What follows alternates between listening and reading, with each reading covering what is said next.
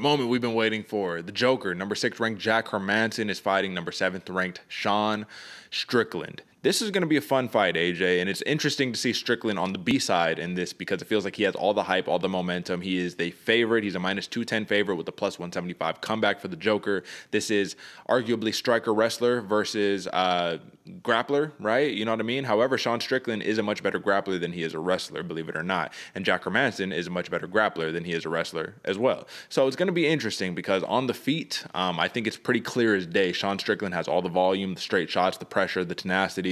But Jack Hermansson has that in and out style that Dominic Cruz likes to call it in and out, but some people would refer to it as herky jerky style. You know what I mean? He's constantly moving, heavy calf kicks, right? Big bombs over the top, jumping in for the, go for a heel hook like he did on Kelvin Gastelum. You know what I mean? He's an incredible grappler, and he got to where he is in the middleweight division for a reason. He is 9-4 in the UFC, currently on a 1-fight win streak, and he actually, believe it or not, I was watching him on the MMA Hour. He told Ariel Helwani that he had COVID pretty bad, and he was suffering from the lingering effects of that when he fought Edmund Shabazian. So he wasn't even at 100%, and he still got a big UD win on Shabazian where he just grinded it out. But AJ, man, I don't want to fall victim to hype. I think that's something that's a little too easy to do, and I want to take a perspective, a retrospective to a degree, take a step back. Are we discounting Jack Hermansson? Are we just saying, oh, Sean Strickland just gonna walk him down, throw punches, and just get the big win? Or is Jack Hermansson a much more dangerous fighter than we're giving him credit for right now in this matchup?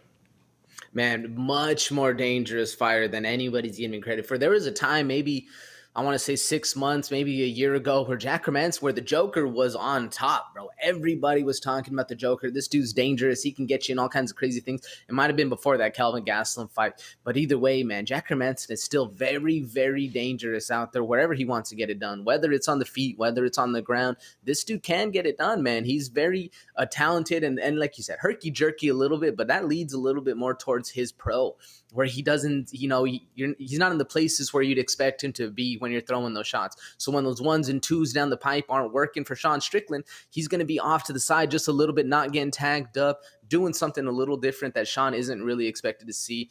Jack Hermansson, that is a very live dog on this fight, man. Don't count him out. I feel like a lot of people, we've fallen in love with that new shiny toy, that new one, because that Uriah Hall fight that Sean Strickland had was very impressive. And I don't think we're going to see that same kind of style of fight. Maybe from Sean Strickland we will, but I don't think Jack Hermansson is going to be there to be hit, to be seeing the same kind of things, man. I think he's going to work for those takedowns, work for that awkward style that he has, maybe land some big bombs, but really go for a whole plethora of the entire fight game, man. He's not going to stick to one specific style or the other. I think it's going to be one of those washing machine style fights that we've been talking about. What you think, Derek? Yeah, I agree with you to a degree, but at the same time, man, it just makes me think back to a welterweight matchup that Sean Strickland had against Court McGee. And Court McGee is one of the best takedown artists in the game, right? He's one of the toughest dudes, nonstop pressure walking forward.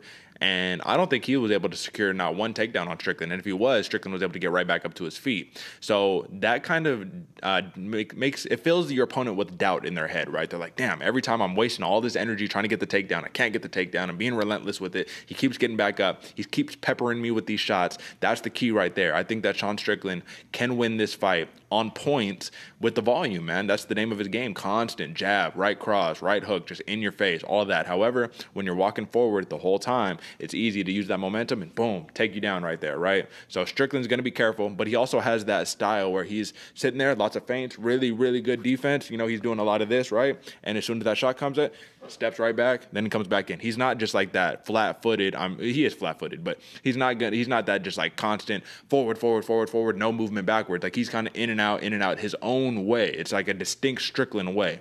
So on terms of the feet, man, I got to give the edge to Strickland, 100% on this one. I think Hermansson has the power advantage with the big bombs, but in terms of just like the nonstop pressure, nonstop pace that he puts on him, he kills people that way, digs the body shots. It's beautiful. One thing we need to worry about, and Strickland does a good job of checking kicks, but Hermansson has heavy calf kicks, right? And I think that if Hermansson can beat up the legs of a Strickland, try to get him to lose a little bit of that mobility, and then start to wrestle, and then start to use his grappling, look for a submission, it could be dangerous. However, in 27 career fights, Sean Strickland has never been submitted. He's only been knocked out once, and that came at the hands of Dos Santos, Zaleski. There we go, Zaleski Dos Santos. You know what I'm talking about? Yeah.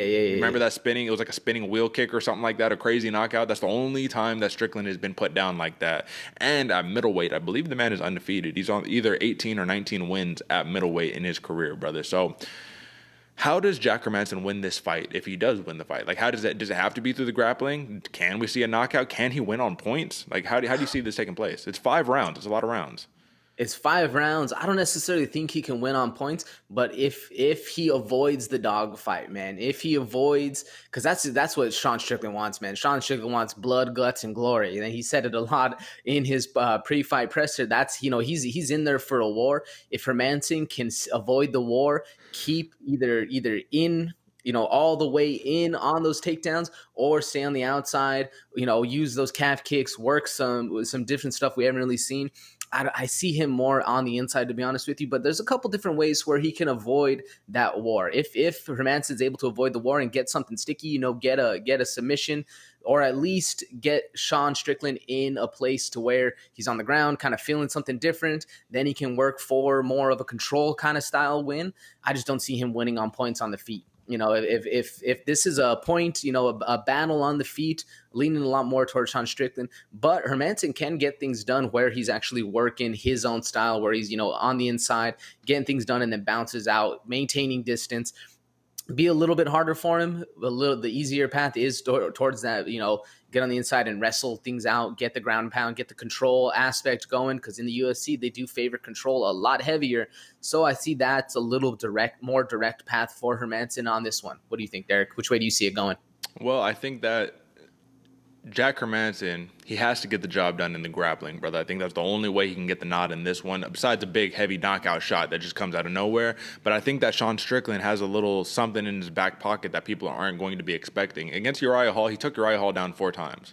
You know what I mean? Easy. Uriah Hall's a striker. That's not too much of a surprise, right? However, it gets interesting when we start looking at the stats. So I'm going to look at UFC stats right here, and if we look at the Brendan Allen fight, Sean Strickland took him down once, right? We scroll down a little bit more, look at that Court McGee fight. He took him down 3 times for Court McGee. You look at the Kamaru Usman fight. Kamaru Usman took him down twice. That's the last person to be able to take Sean Strickland down, and that was in 2017, brother. That was a long time ago, you know what I'm saying? So none of these dudes have been able to take him down. He's fought, some killers, man. Uriah Hall, Christoph Jocko, Brendan Allen, Jack Marshman, Nordine Taleb. Like I said, the Dos Santos fight, he got knocked out right there. Court McGee, Usman. And then before that, he got the win over Tom Breeze. Got taken down a bunch by Alex Garcia, but you know what I mean? He got lost against Ponzinibbio. He's fought some of the best to do it. But so that's ultimately what I'm saying. I don't know, man. It's going to be tough. And let's not do a discredit, man, because we got to play both sides of the coin here. Let's look at Jack Hermansson's record. He gets the win over Shabazian, where he took him down 3 times. He took down Vettori twice, ended up still losing that fight.